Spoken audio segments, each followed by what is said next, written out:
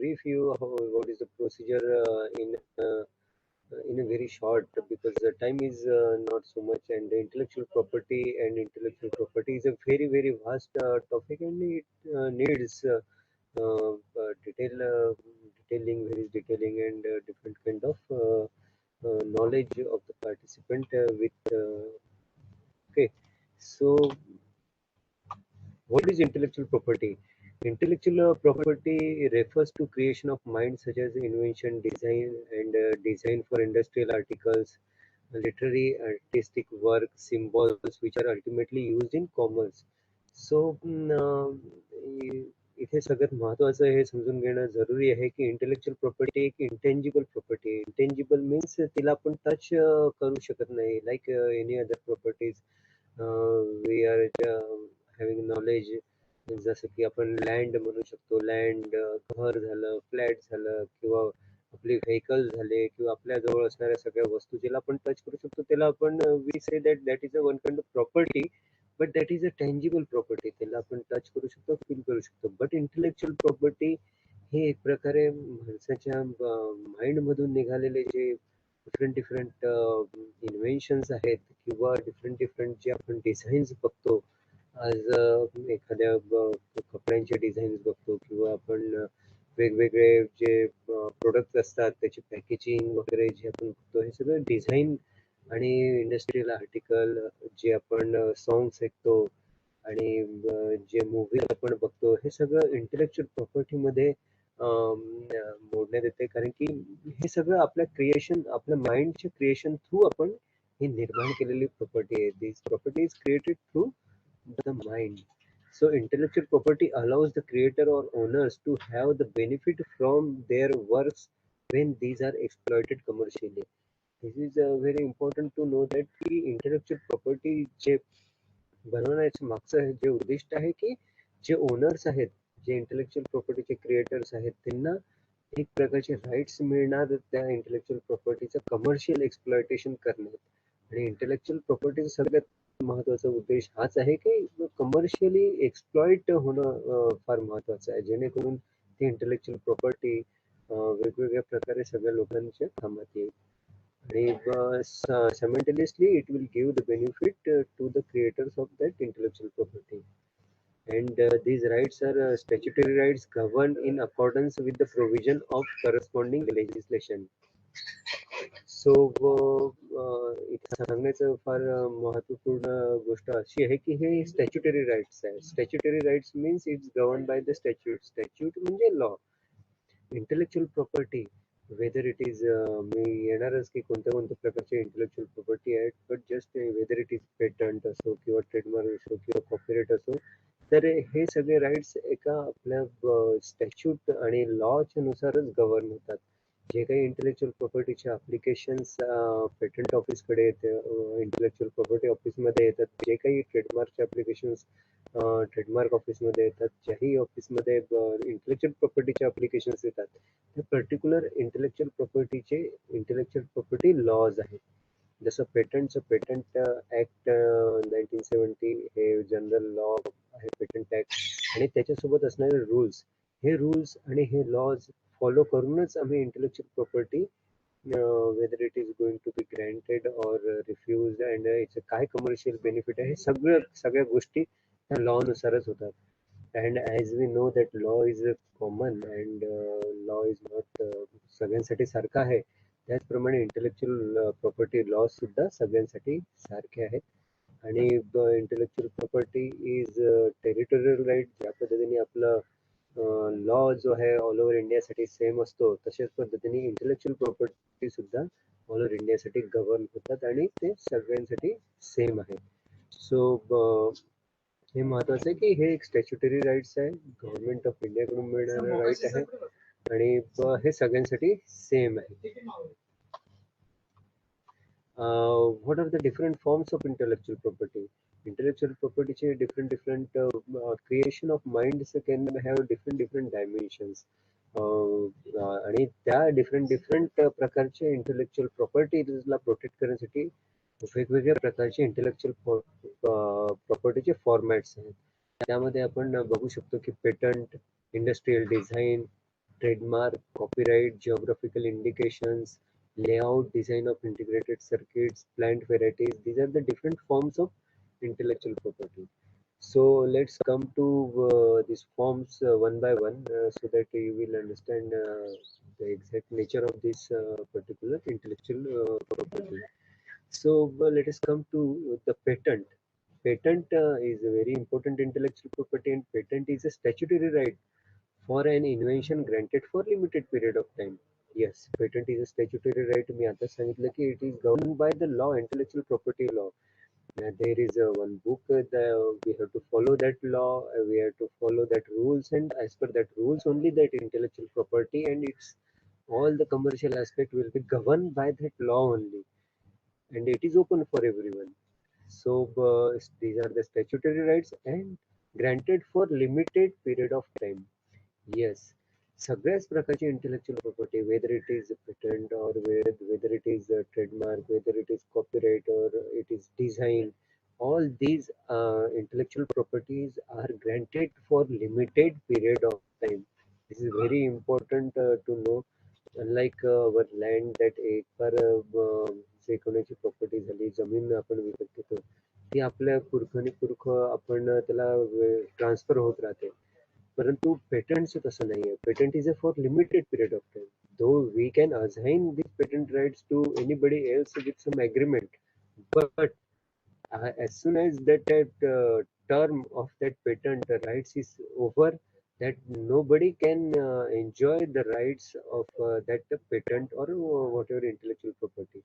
So patent is a statutory right granted for limited period of time by the government. Yes, government as आपल्याला ही rights देतात in exchange of full disclosure of his invention for excluding others.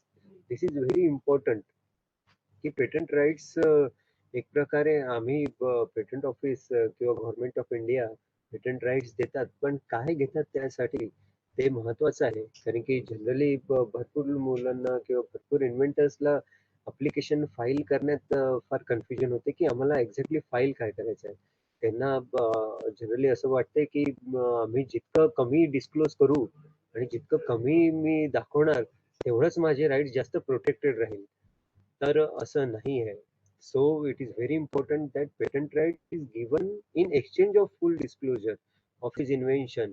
आणि कशा पद्धतीचे rights मिळतात की for excluding others from making, using, selling, importing the patented product or process. So as soon as ज्यालाही patent चे rights मिळाले, ज्या काही ओरिजिनल क्रिएटर्सला, ज्या इन्व्हेंटरला पेटंटचे राईट मिळालेले आहेत, त्याच्याजवळ हे राईट्स आल्यामुळे तो काय करू शकतो की तो एक्सक्लूड करू शकतो, कोणालाही एक्सक्लूड करू शकतो. मेकिंग, युझिंग, सेलिंग, कोणी बनवू सुद्धा शकत नाही, कोणी यूज करू शकत नाही, कोणी सेल करू शकणार नाही किंवा कोणी इम्पोर्ट सुद्धा करू शकणार नाही पेटंटेड प्रोडक्ट और प्रोसेसेस. जसं मेडिसिन्स मध्ये वेगवेगळे डिफरंट डिफरंट प्रोसेसेस फॉलो करण्यात येतात, तर प्रोसेसेस सुद्धा पेटंटेड राहू शकतात. आणि त्या प्रोसेसेस जेव्हा पेटंट मिळालं तर तो पेटंट ओनर, जो कोणी त्याचा ओनर असेल, तो दुसऱ्यांना एक्सक्लूड करू शकतो. आता आपण one more important thing that in exchange of full disclosure, this is very important term that काय आहे हे in exchange of full disclosure we are going to give the rights. So for example मी समजा Thomas एडिसनची समजा गोष्ट करू तर आपल्या सगळ्यांना माहिती आहे की Thomas Alva Edison has undertook very hard work आणि त्यांनी थाउजंड किंवा थाउजंड पेक्षाही जास्त एक्सपेरिमेंट केले, तेव्हा कुठे फायनली त्यांना बल्बचा आविष्कार करण्यात यश मिळालं. सो त्यांनी जेवढे एफर्ट्स घेतले ते सगळं एफर्ट्स घेतल्यानंतरच त्यांना हा आविष्कार करू शकले ते, आणि बाकी सगळे त्यांचे फेल्ड अटेम्प्ट होते. परंतु when it comes to the patent, for example when the Thomas Edison, समजा त्यांना हे 20 इयर्सचे, आपण आता बघूच की जे पेटंट राईट्स आहेत the term of patent is for 20 years. After 20 years हे सगळे पब्लिकसाठी ओपन राहतात हे राईट्स. म्हणजे कोणीही सुद्धा जे राईट्स आहेत मेकिंग, युझिंग, सेलिंग, इम्पोर्टिंग ते राहणार नाही. कोणीही व्यक्ती पेटंटेड प्रोडक्ट बनवू शकतो, विकू शकतो, इम्पोर्ट करू शकतो आणि यूज सुद्धा करू शकतो. सो द थॉमस एडिसनला समजा हे राईट्स पाहिजे असेल for 20 years, then he has to give full disclosure of his invention. त्यांना सांगावं लागेल की इन्व्हेन्शन कसं काय पद्धतीने त्यांनी केलेलं आहे, या इन्व्हेन्शन चे बेनिफिट्स काय आहे, या इन्व्हेन्शन मध्ये कोणत्या कोणत्या प्रोसेसेस यूज झालेल्या आहेत. So they have to provide patent office all the disclosure, full disclosure त्यांना आम्हाला प्रोव्हाइड करावं लागेल, तेव्हाच आम्ही त्यांना राईट्स देऊ. What is the benefit of this? So benefit of this is the government of India or any patent office or any intellectual property office, whenever then application, एक patent application file करण्यात येते, ती application काही महिन्यानंतर public साठी open करण्यात येते की this is the application has somebody has filed or the applicant has filed, and anyone can access through this information by going to intellectual property website, intellectual property IP India website, that is government website, and they can search through the different patent and they can read the exact specification. Now the benefit is that जे काही efforts Thomas एडिसनने घेतलेले आहेत, आता त्यांचा जो successful जो invention आहे बल्बचा, ती इन्फॉर्मेशन आता ती त्यांनी डिस्क्लोज केलेली आहे. In the one hand we are taking the information and we are giving the rights in other hand, but this information can be ready-made assistance for the similar scientist or similar person who is working in the similar field. So he does not need to give so much efforts. Now he can carry forward from that stage and he can reinvent or he can modify those already uh, existing technologies like bulb. आता आपण बघू शकतो की त्यावेळेस जो Thomas एडिसनने जो bulb आविष्कार केला असेल, त्याच्यापेक्षा आता कितीतरी modern and advance LED LCD वेगवेगळ्या प्रकारचे ग्लोईंग बल्ब आपण बघितलेले आहेत. तर हे सगळं मॉडिफिकेशन करण्यात, या इन्व्हेन्शनला एक प्रकारे चालना देण्यात एक प्रकारे आपण म्हणू शकतो की पेटंट आणि पेटंटची जे एक डिस्क्लोजर आहे ते हेल्प करत आहे. आपण नेहमीच ऐकलं असेल की नॉलेज हे नेहमी शेअर करायला पाहिजे. तर एक्झॅक्टली पेटंट ऑफिस हेच किंवा इंटेलेक्चुअल प्रॉपर्टी ऑफिस एक प्रकारे हेच काम करत की आम्ही एक प्रकारे नॉलेज घेतो आणि ते पब्लिकसाठी ओपन करतो. सोबत जो इन्व्हेंटर आहे, जो ओरिजिनल क्रिएटर आहे, त्याला आम्ही 20 इयर्सचे राईट्स देत आहोत. So it is one kind of give and take. एक प्रकारे आम्ही त्यांना राईट्स देत आहोत आणि दुसऱ्याच हाताने आम्ही त्यांच्याकडून पूर्ण डिस्क्लोजर घेतो, जेणेकरून त्या डिस्क्लोजरवर समोरचा व्यक्ती कमी वेळ घालवून, मेहनत कमी करून आणि त्याचा वेळ वाचवून तो त्या इन्व्हेन्शनला अजून चांगल्या पद्धतीने मॉडिफाय करू शकतो. हे सगळं आणि या प्रकारे इन्व्हेन्शनला चालना मिळते. So the patent is granted for invention. तर पेटंट एक प्रकारची इंटेलेक्चुअल प्रॉपर्टी आहे जी इन्व्हेन्शन साठी देण्यात येते. इन्व्हेन्शन वेगवेगळ्या प्रकारचे राहू शकतात. इन्व्हेन्शन आपण नवीन नवीन मोबाईल्स आज आपण बघत आहोत, आधीचे मोबाईल्स आणि आताच्या मोबाईल्स मध्ये किती फरक आहे, हे सगळं पेटंटेड इन्व्हेन्शनच्या थ्रूच प्रोटेक्टेड आहेत. टच स्क्रीन आपण बघत आहोत किंवा different different video quality, videos आणि कॅमेराज चे जे फीचर्स आहेत, हे सगळे एक प्रकारे टेक्निकली फीचर्स आहेत. डिफरंट डिफरंट मेडिसिन्स जे आपण आज मार्केटमध्ये बाजारात बघतो, वेगवेगळ्या डिसीजेस साठी जे मेडिसिन चांगल्यातल्या चांगल्या मेडिसिन्स येत आहेत, तर भरपूर जे इन्व्हेन्शन्स असतात ते पेटंटेड असतात. सो जो इन्व्हेंटर आहे त्यांनी जी मेहनत घेतलेली आहे, त्याला त्याचे इंटेलेक्च्युअल जे हे आहे एफर्ट्स, त्याला आपण या पद्धतीने पेटंटच्या थ्रू प्रोटेक्ट करू शकतो. त्यानंतर महत्वाची इंटेलेक्चुअल प्रॉपर्टी आहे ते जे की आहे design. Design means only the features of shape, configuration, pattern और ऑर्नामेंट्स और composition of lines or colors or combination thereof applied to any article, whether two-dimensional or three-dimensional or in both forms by any industrial process or means.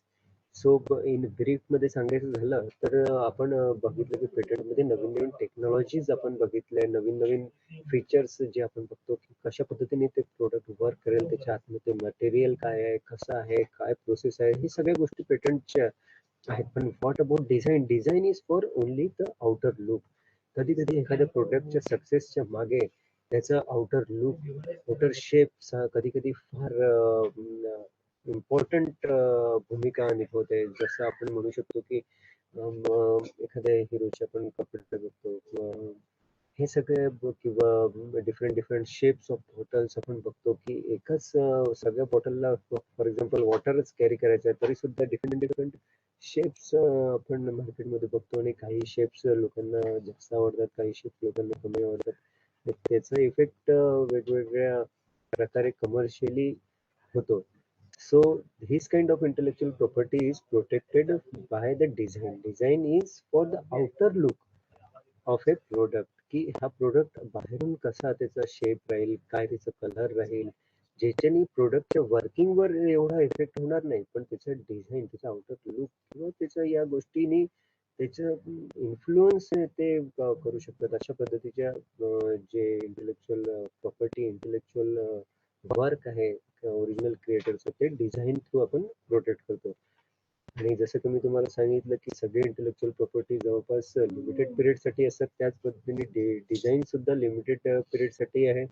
डिझाईनचा term इंडियामध्ये 10 years आहे आणि it can be renewed once for 5 years. म्हणजे in total आपण जवळपास 15 इयर्ससाठी design rights protect करू शकतो. आता हे महत्वाचं आहे की जेव्हाही हे राईट्स संपतात त्यावेळेस काय होतात, तर त्यावेळेस नक्कीच जे डिझाईनचे जे राईट्स आहेत किंवा पेटंटचे राईट्स आहेत ते पब्लिक डोमेन मध्ये जातात. पब्लिक डोमेन मध्ये जातात म्हणजे असं काय की कोणीही व्यक्ती जी होऊ शकतो आणि त्याच्याने तो स्वतः प्रोडक्ट मार्केटमध्ये विकू शकतो, बनवू शकतो, इम्पोर्ट करू शकतो. तिची मोनोपोली जी फक्त एका पर्टिक्युलर ओनर सोबत होती, ओनर जवळ होती, ती आता मोनोपोली राहणार नाही. ती इंटेलेक्च्युअल प्रॉपर्टी आता पब्लिक प्रॉपर्टी झाली आणि पब्लिक मधला कोणताही व्यक्ती त्या इंटेलेक्च्युअल प्रॉपर्टीचा यूज करू शकतो. फॉर एक्झाम्पल म्हणायचं झालं तर सगळे तुम्ही फार्मसीचे स्टुडंट्स आहेत आणि वेगवेगळ्या मेडिसिन्स मध्ये आपण बघतो की काही पेटंटेड मेडिसिन्स जनरली कॉस्टली असतात, त्याच प्रकारे जेनेरिक मेडिसिन ज्यांचं पेटंट टर्म संपलेलं असते त्या जवळपास भरपूर स्वस्त असतात. त्याच्या मागे रिझन हेच आहे की जी मोनोपोली होती किंवा त्याच्या मागे जी रॉयल्टीची जी फीज कन्झ्युम होत होती त्या ओरिजिनल क्रिएटर्सला जे जात होते फीज किंवा जी रॉयल्टी जात होती तो टर्म आता संपलेला आहे आणि आता मोनोपोली सुद्धा नाही. त्यामुळे मार्केटमध्ये कॉम्पिटिटिव्ह प्राइस यायला मदत होते आणि एक प्रकारे ही पब्लिक प्रॉपर्टी झाल्यानंतर त्याला म्हणतो आपण जेनेरिक प्रॉपर्टी.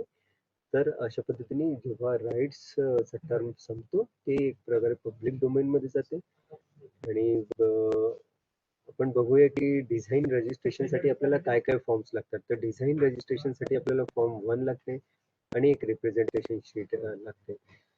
याच्या आधी की मी समोरचं अजून तुम्हाला सांगू तर तुम्हाला एक महत्वाचं सांगायचं असं की सगळे intellectual property in all intellectual property the very important check is there that intellectual property must be new. मार्केटमध्ये असणाऱ्या किंवा आजूबाजूला असणाऱ्या ऑलरेडी एक्झिस्टिंग टेक्नॉलॉजीज आपण कॉपी करून त्याला पुन्हा पेटंट मिळवू शकत नाही. Intellectual property must be given to those or intellectual property is given to those who those intellectual properties that are new and created originally from by the creator, then only intellectual we give the intellectual property rights. Similarly एखादे product असंही असू शकते की त्याला intellectual प्रॉपर्टीने protect केलेलं नसेल. याचा अर्थ हा नाही की कोणीही थर्ड पर्सन त्या प्रकारची इंटेलेक्च्युअल प्रॉपर्टी ला प्रोटेक्ट करण्यासाठी इंटेलेक्च्युअल प्रॉपर्टी ऑफिसमध्ये ऍप्लिकेशन टाकेल आणि तो घेऊ शकेल असं नाही.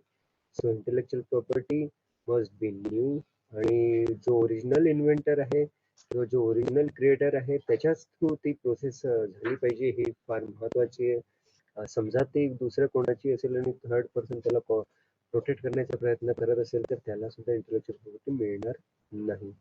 So this is very important thing to be noted. So intellectual property मी आता सांगितलं की तुम्हाला रजिस्ट्रेशन करायचं असेल तर काय काय करावं लागेल. तर आताच मी तुम्हाला सांगितलं की पेटंट मध्ये तुम्हाला फुल डिस्क्लोजर एका हाताने द्यावं लागेल आणि एका हाताने तुम्हाला राईट्स मिळणार. तर फुल डिस्क्लोजर म्हणजे काय? फॉर एक्झाम्पल समजा मी पेटंटची समजा गोष्ट करेल, तर पेटंटमध्ये तुम्ही तुमचं इन्व्हेन्शन काय आहे, तुमचं इन्व्हेन्शन कशा पद्धतीने हे तयार होत आहे, जे काही प्रोडक्ट असेल किंवा प्रोसेस असेल, त्याची इच अँड एव्हरी डिटेल आणि त्याची बेस्ट मेथड. फॉर एक्झाम्पल एखादा प्रोडक्ट बनवण्याच्या वेगवेगळ्या मेथड असू शकतात, त्याच्यातली जी बेस्ट मेथड तुम्हाला माहिती आहे, ज्याला तुम्हाला प्रोटेक्शन करायचं आहे, तो डिफरंट डिफरंट मेथड्स आहेत त्याला तुम्हाला प्रोटेक्ट करायचं, ते सगळ्या तुम्हाला डिस्क्लोज करावं लागेल. आणि त्यानंतर पेटंट ऑफिस किंवा जे काही कन्सर्न ऑफिस असेल त्या इंटेलेक्च्युअल प्रॉपर्टीचे, ते त्या अप्लिकेशन्सला चेक करणार. पेटंट ऑफिसचा स्वतःचा एक डाटाबेस असतो किंवा आणि अदरवाईज बाकी जो वर्ल्ड वाईड जो डाटाबेस असतो त्याच्यात सुद्धा पेटंट चे जे ऑफिसर्स असतात किंवा एक्झामिनर्स म्हणू शकतो त्यांना, ते सर्च करतात की whether this is really a new intellectual property or not.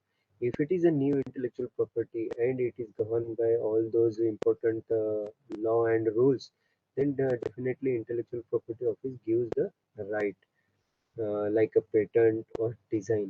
So patent मध्ये समजा तुम्हाला कोणतं इन्व्हेन्शन तुमच्या असेल, तर त्याला तुम्हाला फुल डिस्क्लोजर तुम्हाला आधी एक तयार करावं लागेल.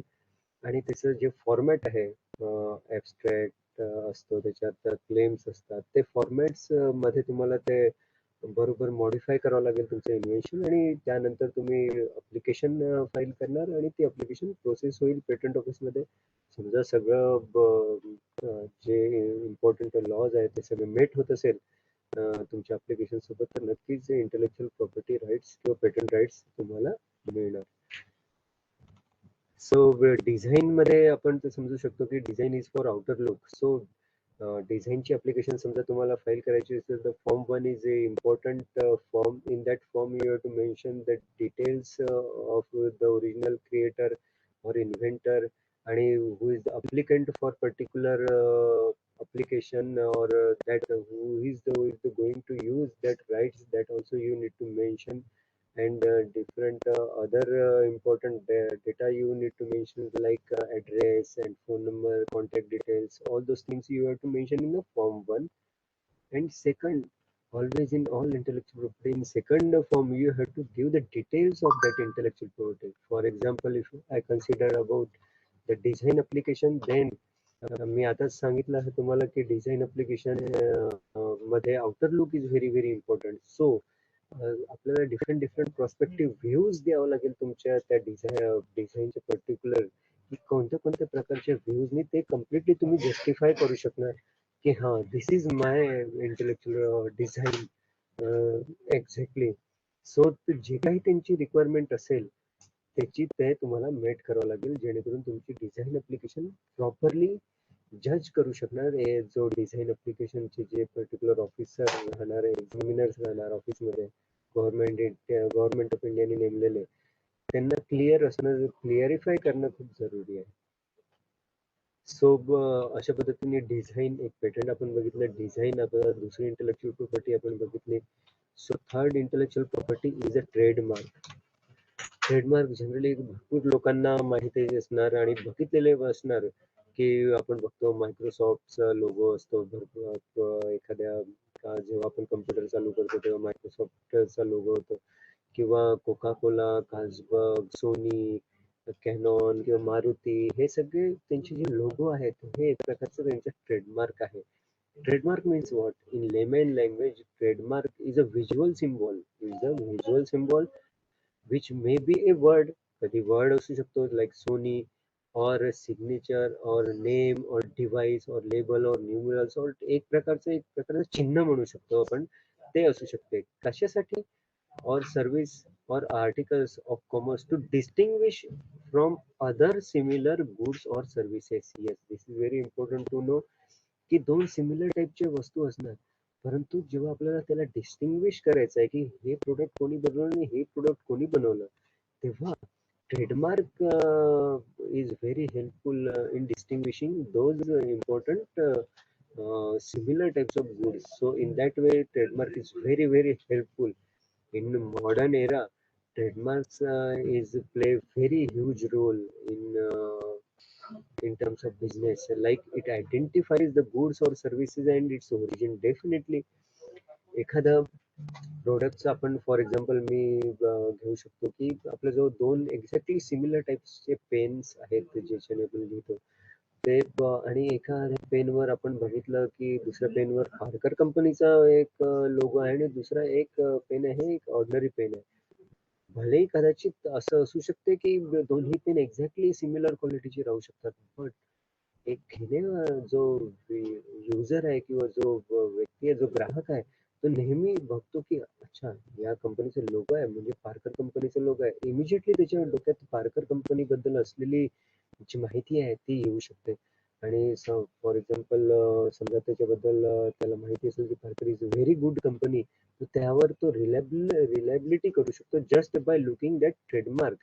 की ज्याला अजून त्यांना अजून काही इन्फॉर्मेशन देण्याची गरज नाही. Just by looking that trademark automatically त्याच्या मनात त्या पर्टिक्युलर प्रोडक्ट बद्दलची इमेज तयार होते. So the trademark is helpful in it identifies goods or services and its origin. It guarantees its untouched quality. It advertises the goods and services. It guarantees its untouched quality means एखादा एक pen तुम्ही फायबरचा आज इथे वापरत असणार आणि उद्या जाऊन तुम्ही थर्ड पर्सनने विचारलं किंवा तो कधी गेला त्याला तुम्ही रिव्ह्यू दिला असेल की दिस पेन इज व्हेरी गुड अशा अशा पद्धतीचा लोगो असलेला किंवा पार्कर कंपनीचा, तो सिमिलरली जेव्हाही तो शॉपमध्ये जाईल तो हे एक्सपेक्ट करेल की इट इज अंटच सेम क्वालिटीचा पेन मला भेटेल. So trademark guarantees it's untouched quality.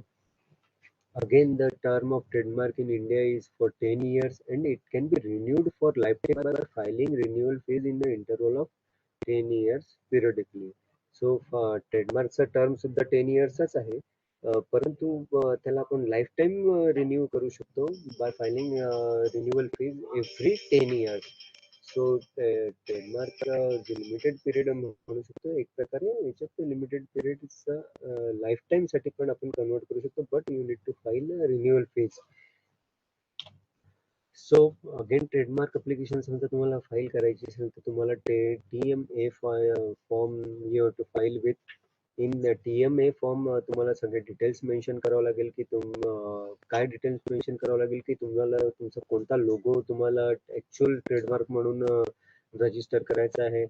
तर लोगो तुम्हाला द्यावा लागेल आणि त्या लोगोचं थोडंसं डिस्क्रिप्शन सुद्धा द्यावं लागेल. फॉर एक्झाम्पल कलर कॉम्बिनेशन्स और शेप्स और weather it is a word mark or it is whether it is a image or whatever the things you have to mention, you have to give the short description of that logo and with that logo itself and name and address of the trademark owner. Definitely तुम्हाला त्याचं name address या सगळे details त्याच्यात provide करावं लागेल. आणि classification और trademark class दिस very important की ट्रेडमार्कचं अप्लिकेशन समजा तुम्हाला फाईल करायचं असेल तर हा ट्रेडमार्क कोणत्या प्रकारच्या इंडस्ट्रीज मध्ये यूज होणार आहे, कोणत्या प्रकारच्या प्रोडक्ट साठी यूज करावं लागणार आहे, त्या प्रोडक्टच्या नुसार त्याचे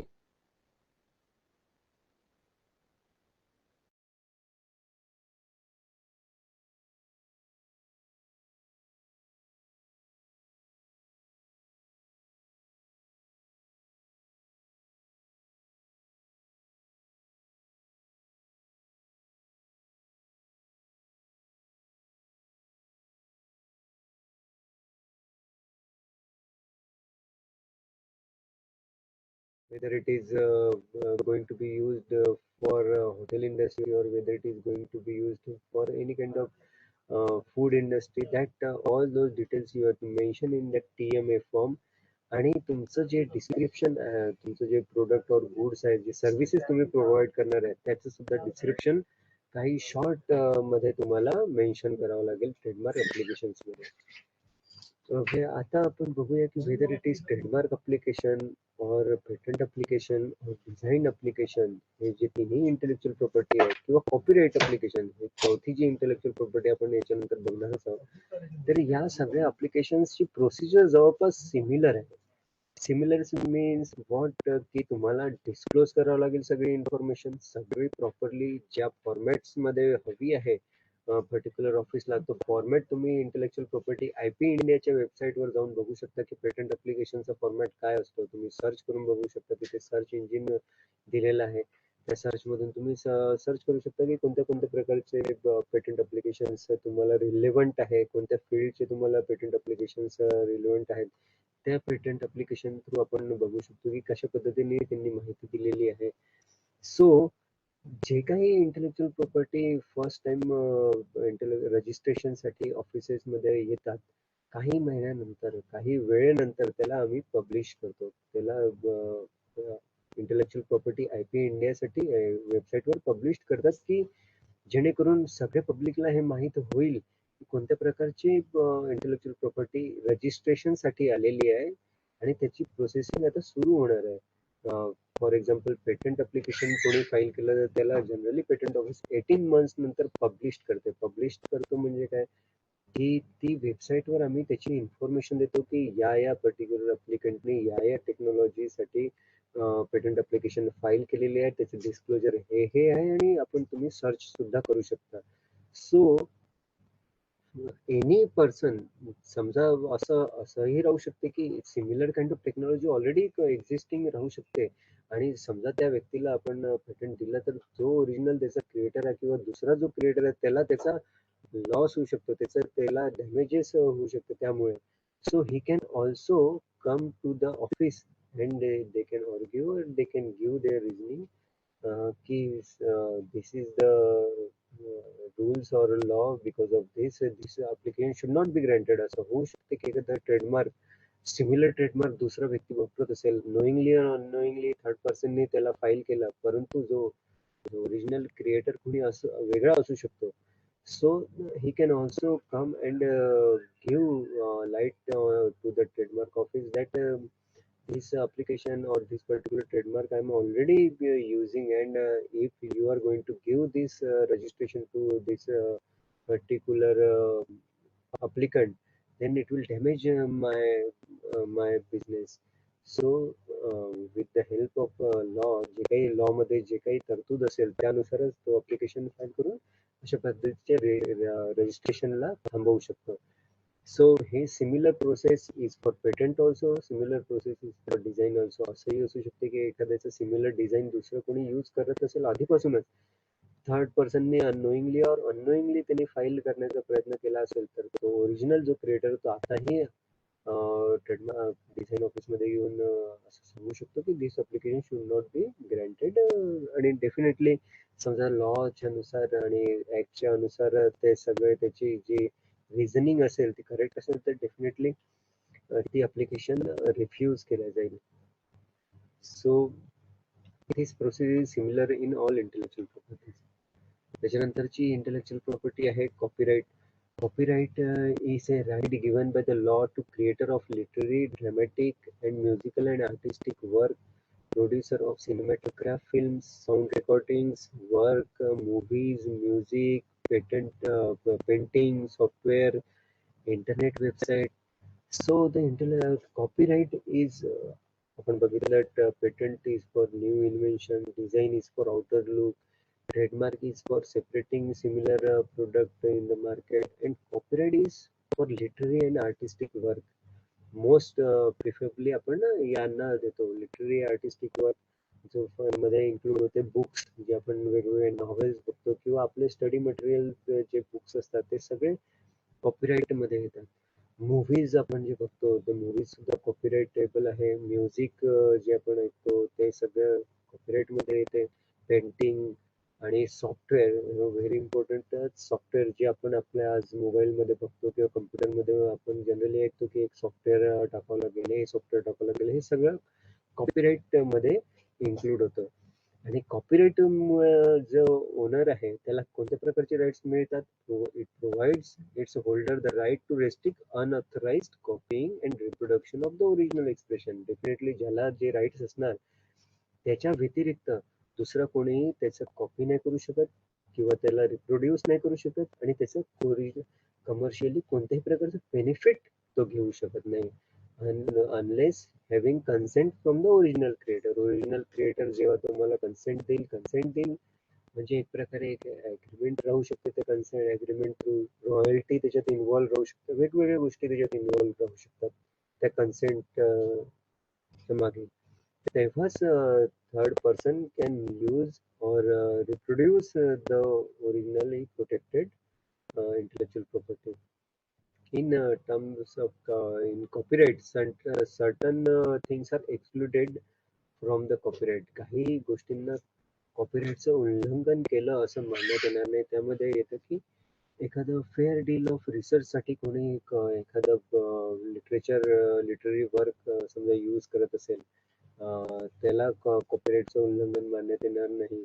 किंवा स्कूल्स कॉलेजेसमध्ये जे आपण बुक्स यूज करतो आणि अभ्यासासाठी जे वापरतो किंवा एक्झाम्स लिहिण्यासाठी आपण कधी कधी बुक्सचा रेफरन्स घेतो आणि त्याच्यातल्या डायग्राम्स आणि त्याच्यातलं जे ओरिजिनली जे एक्सप्रेशन्स आहेत ते आपण यूज करतो आणि पेपरमध्ये लिहितो. ते एक प्रकारे कॉपीच आहे, पण अशा पद्धतीचं जे आहे these are excluded from the copyright protection. So unlike other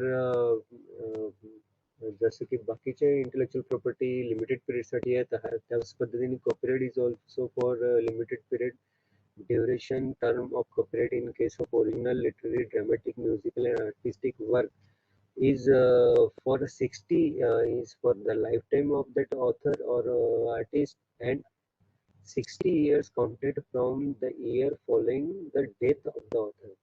त्या ऑथरच्या मृत्यूनंतर सुद्धा 60 इयर्स पर्यंत त्याचा जो ओनर असेल, कॉपीराइटचा जो ओनर असेल, ज्याला त्याच्या मालकी हक्क असेल, तो 60 इयर्स पर्यंत त्याला प्रोटेक्ट करू शकतो.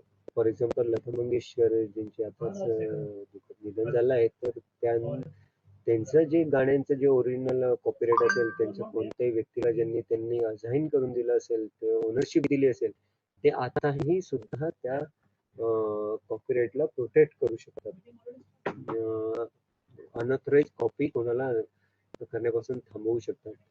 आणि जो कोणी व्यक्ती अनऑथराइज कॉपी करेल ते इंटेलेक्चुअल प्रॉपर्टीचं, त्याला लॉचं उल्लंघन मानण्यात येईल आणि त्याच्या विरोधात क्रिमिनल किंवा सिव्हिल जे ऑफेन्सेस असतात, जे कोर्टद्वारे केल्या जाते, पोलीसद्वारे केल्या जाते, ते सगळे त्याच्या विरोधात करता येईल.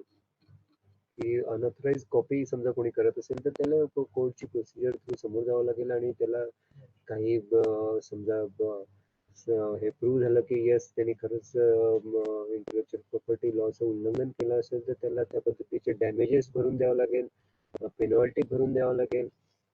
आणि समजा खूप स्ट्रिंजंट थिंग असेल तर कदाचित क्रिमिनल त्याला ट्रीटमेंट होऊ शकते.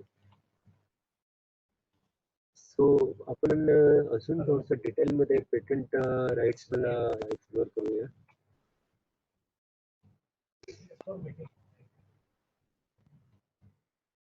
So what is a patent? Patent is a monopoly right. मी आता सांगितलं टू एक्सक्लुझिव्ह यूज आणि आपण एक्सक्लूड करण्यासाठी येतो. आणि patent provides protection to the owner of a patent for the period of 20 years. Definitely patent is a territorial right. Territorial right means what, की for example प्रत्येक देशाचे लॉज वेगवेगळे असतात. हे आता आपल्याला माहितच आहे की US मध्ये समजा आपण गेलो तर त्यांच्या प्रकार तिथले लॉज काही वेगळे राहू शकतात, किंवा युरोपमध्ये आपण गेलो किंवा जर्मनी, फ्रान्स आणि जपान, या प्रत्येक कंट्रीजचे लॉज वेगळे आहेत, त्याचमुळे त्यांचे प्रोटेक्शन सुद्धा वेगवेगळे आहेत.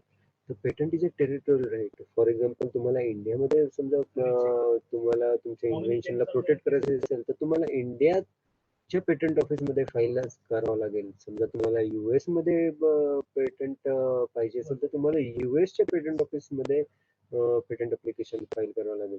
तर अशा प्रकारे समजा तुम्हाला मल्टिपल कंट्रीज मध्ये फाईल करायचं असेल पेटंट, तुम्हाला त्या पर्टिक्युलर कंट्रीजच्या ऑफिसेस थ्रू प्रोसेस करून किंवा त्या ऑफिसेस थ्रू रजिस्ट्रेशन घ्यावं लागेल. So patent is a territorial right. त्या पर्टिक्युलर टेरिटोरीसाठी लिमिटेड आहे. इंडियाचा पेटंट अप्लिकेशन आणि इंडियाचे जे पेटंट ज्याला मिळणार त्याला इंडियामध्येच प्रोटेक्शन राहील.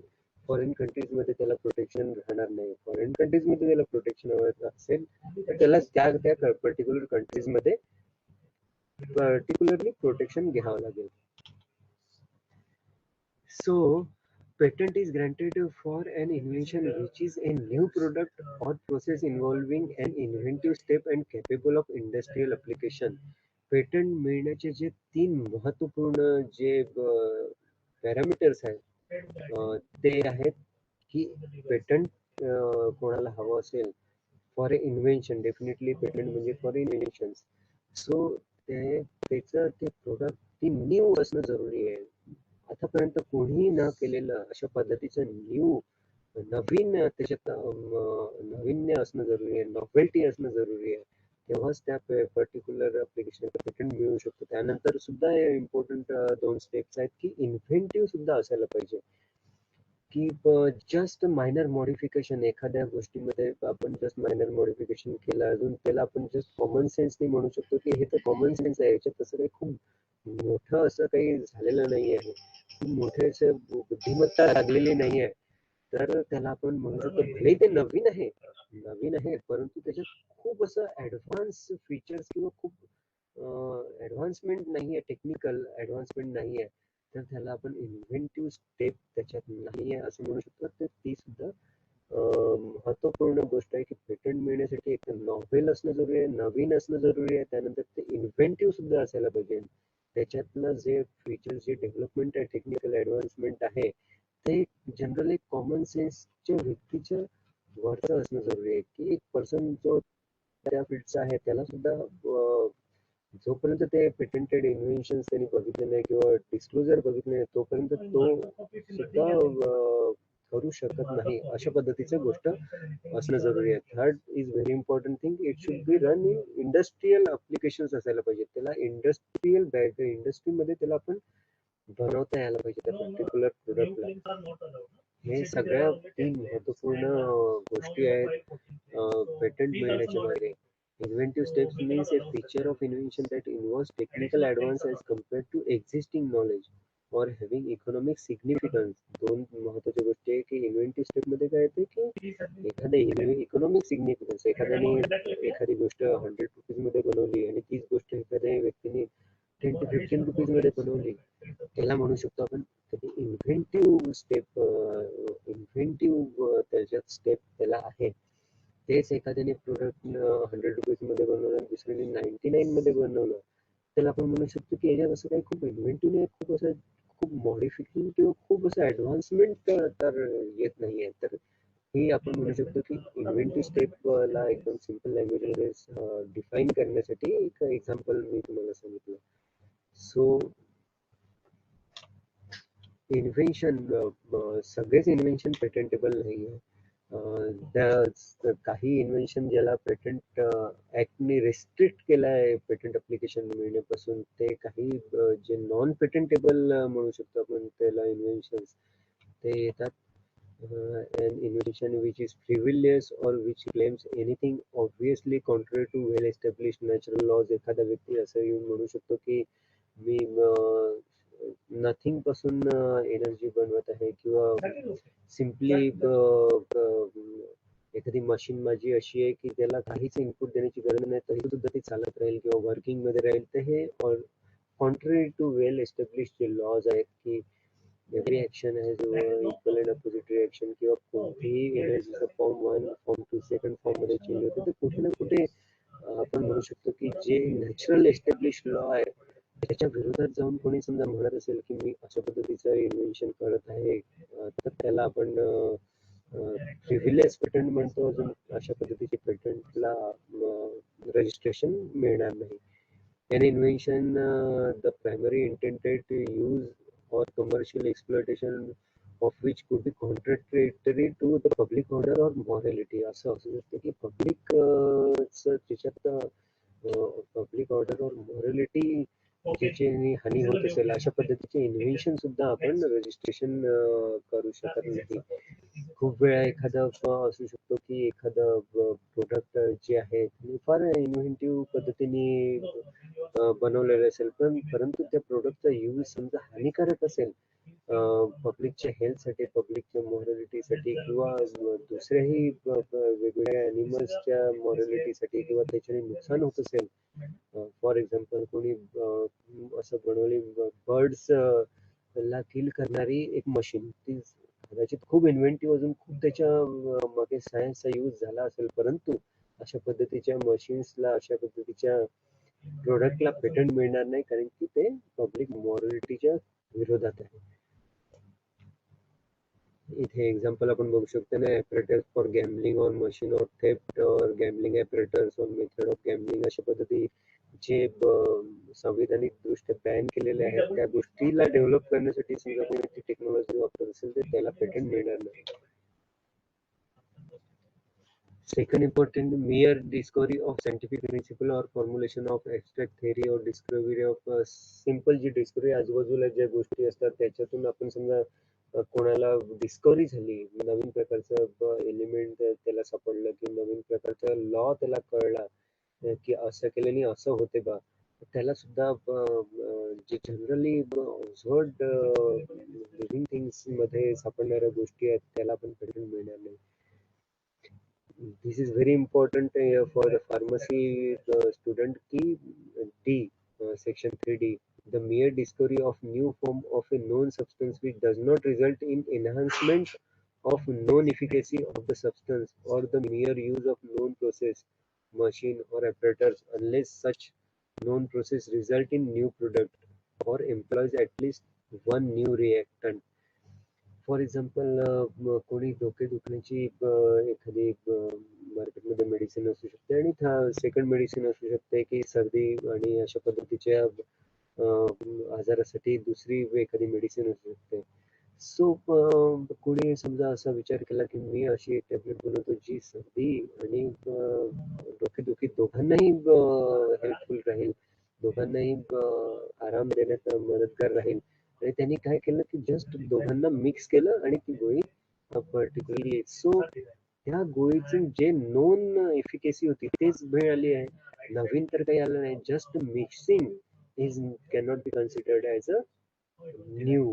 भलेही एक प्रकारचं ते नवीन प्रोडक्ट आहे, परंतु त्याला पेटंटेबल म्हणू शकत नाही, कारण की न्यू एफिकेसी त्याच्यातून नवीन प्रकारची जनरेट एफिकेसी झाली नाही. असं झालं असतं की हा ही दोन टॅबलेटला मिक्स करून थर्ड डिसिजेस साठी पण त्याचा हेल्पफुल होत असेल तर कदाचित आपण त्याला म्हणू शकतो की काहीतरी त्याच्यात केमिकली न्यू रिएक्टंट बनलं असेल, तर आपण म्हणू शकतो की yes that is going to be helpful or that is not mere mixing. तर अशा पद्धतीच्या गोष्टीला ज्याच्यात जस्ट मिअर मिक्सिंग आहे, mere addition of two different things असेल, त्याला आपण पेटंट मिळू शकणार नाही.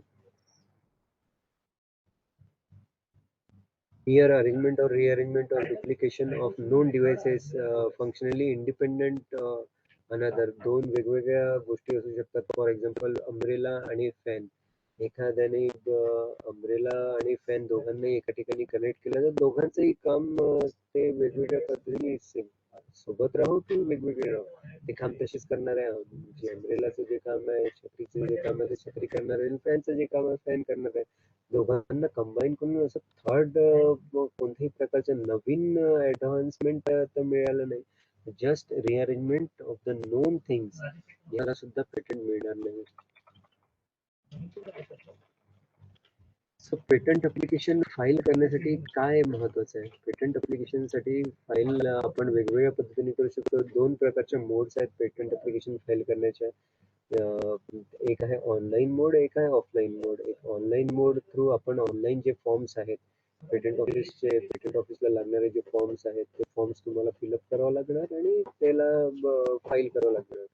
पेटंट ऑफिस मध्ये लागणारे फॉर्म्स आहेत, मोस्ट इम्पॉर्टंट फॉर्म आहेत फॉर्म 1, फॉर्म 2 आणि फॉर्म 18.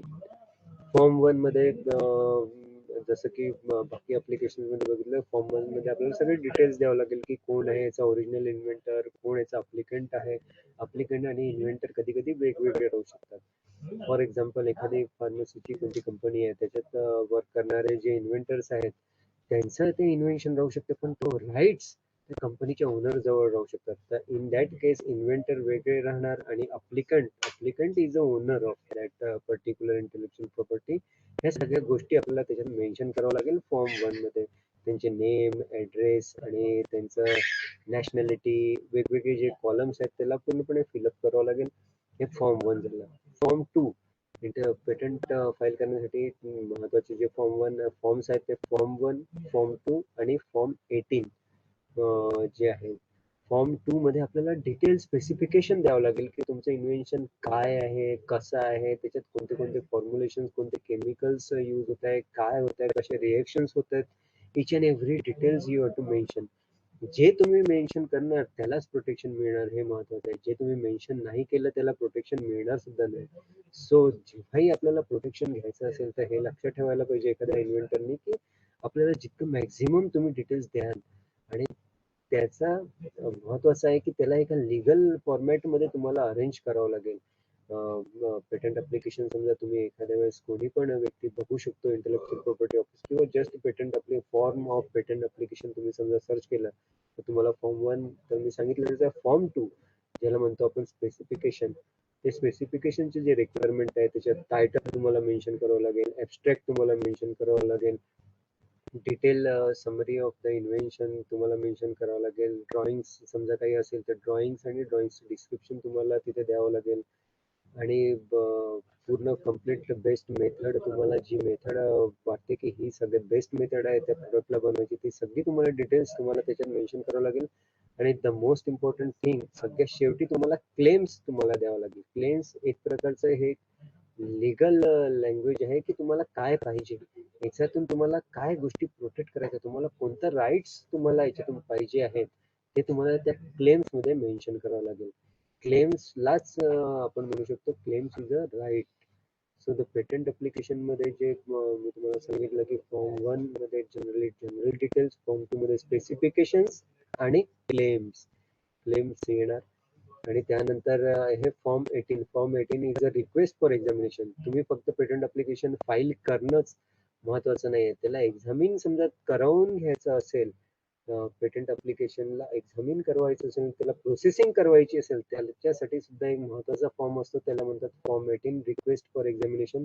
अशा पद्धतीचे 3 बेसिक फॉर्म समजा तुम्ही फाईल केले पेटंट ऑफिसमध्ये तर तुमची पेटंट ऍप्लिकेशन डेफिनेटली प्रोसेस होईल. आणि त्याच्यात जे काही त्रुटी असणार समजा काही कमी असेल की एखाद्या ऍप्लिकेशन्स मध्ये एखाद्याची सिग्नेचर मिसिंग राहू शकते किंवा काही करेक्शन एरर राहू शकतात किंवा टेक्निकल स्पेसिफिकेशन मध्ये काही रिक्वायरमेंट असणार, हे सगळं जे काही असेल ते आपण फर्स्ट एक्झामिनेशन रिपोर्ट आमचं पेटंट ऑफिस देतो त्याच्या थ्रू तुम्हाला कळवण्यात येईल की ह्या गोष्टी तुमच्या अप्लिकेशन मध्ये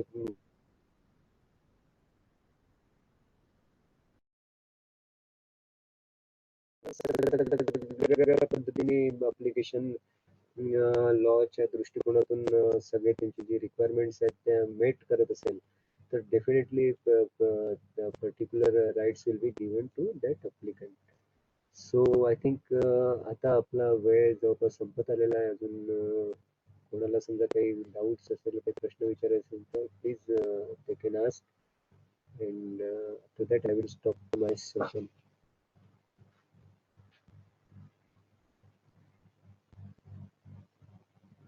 hello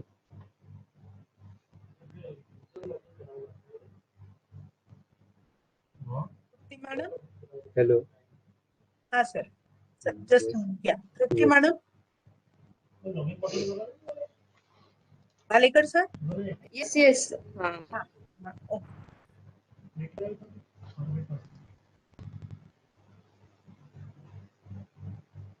It's trying for the video नहीं on हो रहा है. Okay. Okay, those who are in the meeting, just to inform you that under National IP Awareness Mission, under government directives, we had organized this program, IPR cell of our college. And because of the government directive, we could connect with such government official. So thank you, Piyush sir, for spending your valuable time. And I'll now call upon Dr. Mangesh Bhalekar sir to propose vote of thanks for the session. Bhalekar sir.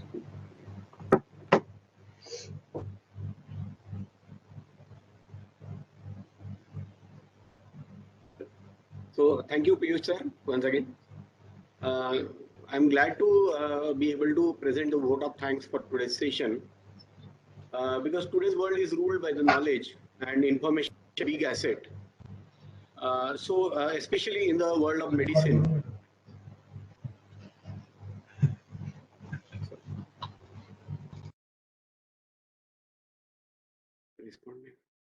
Hello, am I audible?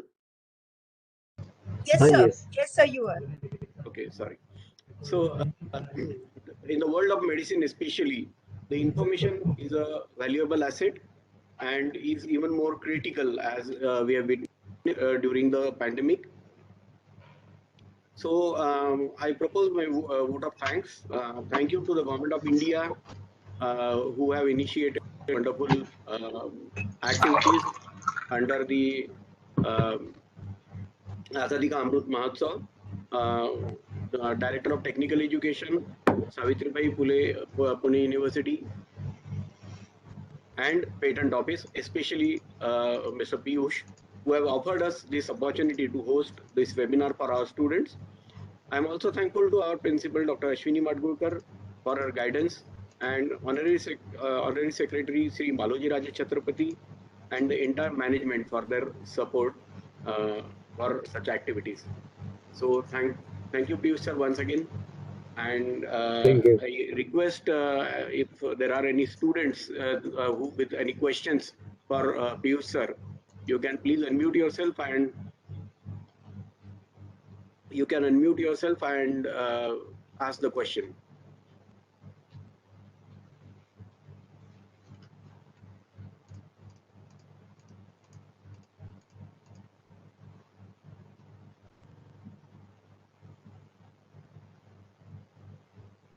Okay, right. So, yeah, it seems there are none.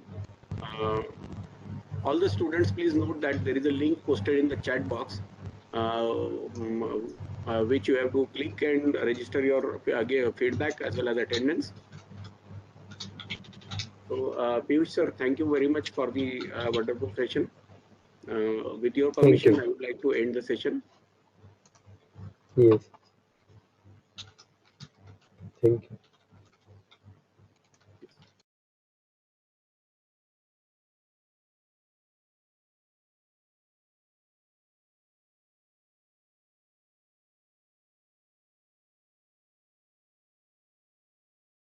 Thank you, Madhukani. Activity.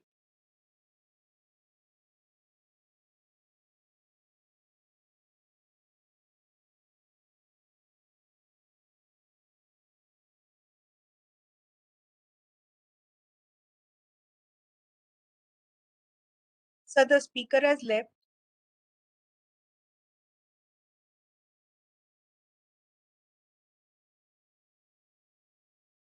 Malekar, sir.